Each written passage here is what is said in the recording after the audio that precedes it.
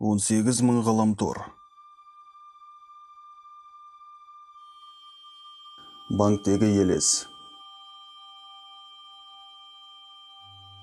Сейфуллин мен Шевченко көшелерінің қиылысында орналасқан банк бар. Аңыз бойынша банк күзетшілері түнгі күдікті шуларға, қадам дыбыстары мен дауыстарға, сондай-ақ өздігінен қозғалатын заттарға шағымданады.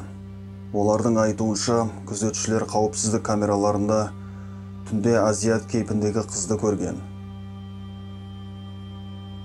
Бірақ кейіннен ол бейне жазбадан көрінбей кеткен.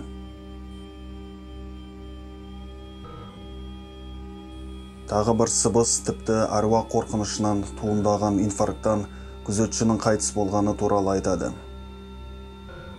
Айна алдында байғұсты ажал басы бұзды.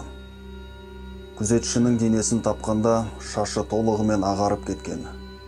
Содан бері оның әріптестері екеулеп қана кезекшілікке шығатын болған.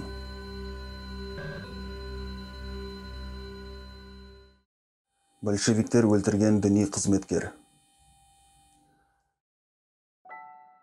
Баум тоғайы Алматы қаласында орналасқан мемлекеттік табиғат ескерткіші. Эдуард Баум 1894 жылы 150 гектар жерге салған. 2000 жылы Тоғай Қазақстан Республикасының ерекше қорғалатын табиғи аумақтары тізбесіне енгізілді. Бұл тоғайды заңсыз салу мен кесуді жалғастыруды тоқтатуға мүмкіндік берді. Қазіргі таңда бұл тоғай жергілікті тұрғындар мен туристердің серуендейтін табиғи жерлердің бірі. Бірақ бұл тоғайдың да өзінің жасырын сұмдық құпиялары бар. Аңыздар бойынша дәл сол жерде Верный архиепископы Пимен аяусыз өлтірілген. 1918 жылы 16 қыркүйекте Жетісу майданына шақырылған Мамонтовтың жазалаушы отрядының қызыл әскерлері Пименнің үйіне кірді. Епископ вагонға отырғызылып, Баумының саяжанына апарылды. Ол аяусыз өлтірілді. Бірақ қайтыс болғанға дейін діни қызметкер тоғайда шіркеу жәдігерлерін жасыра алды. Мәйітті Жетісу генерал-губернаторының ескі отбасылық криптіндегі собордың жанындағы саябақта сенушілер жасырын түрде жерлеген. Көтеріліс романында бұл кісінің өлтірілуі туралы Фурман былай деп жазды. Мамонт отрядының бұзақы болғаны соншалық, Масватага үй шіркеуінен епископты ұстап алып, қала сыртында сотсыз тиісті айып тағылмай атып тастауға дейін барды.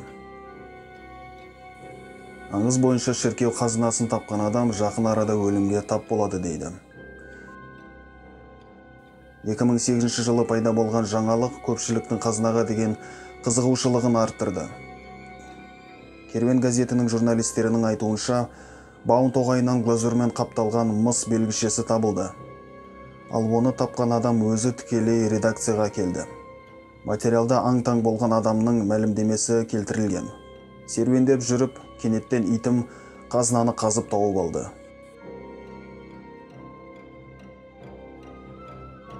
Сарапшылардың барлық түрлеріне сілтеме жасай отырып, корреспонденттер шіркеудің құндылығы, әрине егер ол құндылықты білдірсе, тоғайға қалай түсуі мүмкін екенін болжады.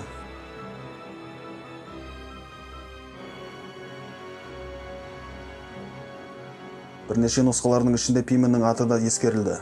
Алайда мұнда оқиға басқаша бағыт алды. Епископ мүлдем өлтірілмеген. Барлық құнды заттарын жинап алып, қуғыншылардан Қытайға қашып кеткен деген қастандық теориясы бар. Бірақ ол қазынаны тапқан адам кім екені және аңыз бойынша қазынаны тапқан соң оның жағдайы не болғаны белгісіз.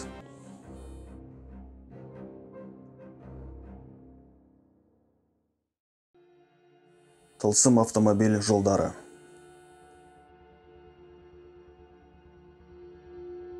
Қапшағай трассасы көптеген жылдар бойы тылсым жағдайлармен танымал болды.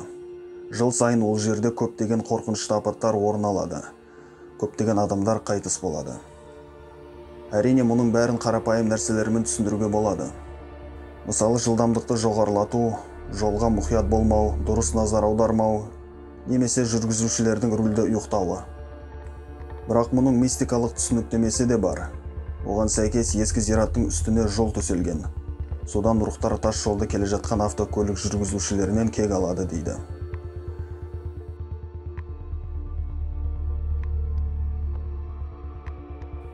Райымбек Сейфуллин көшелерінің қиылысы да аңыздармен танымал. Және тағы да аңыз бойынша оның орнына ескі зират болған. Ол магистраль тұрғызылған кезде жермен тегістелген. Қалай болғанда да, бірақ онда апат көп болады. Сонымен қатар бұл көшелердің қиылысында бірнеше рет жылу трассасының үзілістері болды. Ал жаяу жүргіншілер кенеттен құлаудан түрлі жарақаттар алды.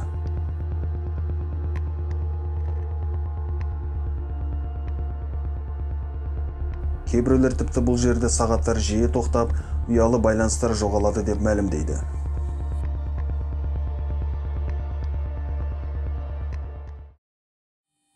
Жиырма сегіз Панфиловшылар паркі. Бұл саябақ туралы көптеген аңыздар бар.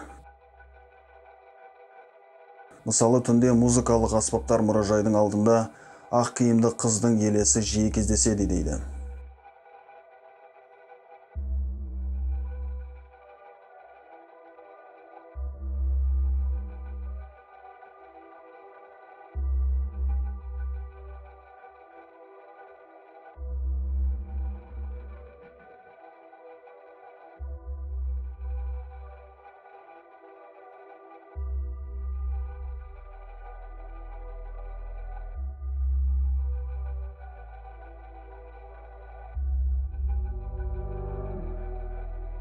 Сондай-ақ саябақтың ортасында орналасқан Вознесенский соборынан басталып, Қытайда аяқталатын жер асты өткелдері туралы аңыз бар.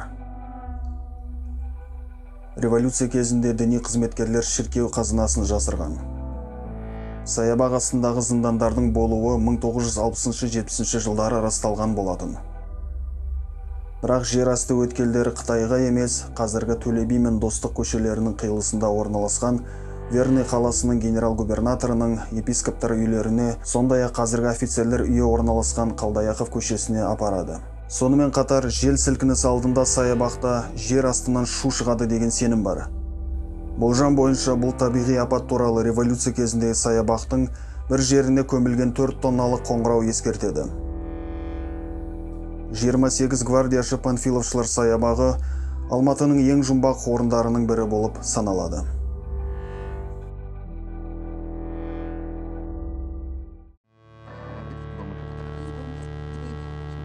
Ал сіздер қалай ойлайсыздар?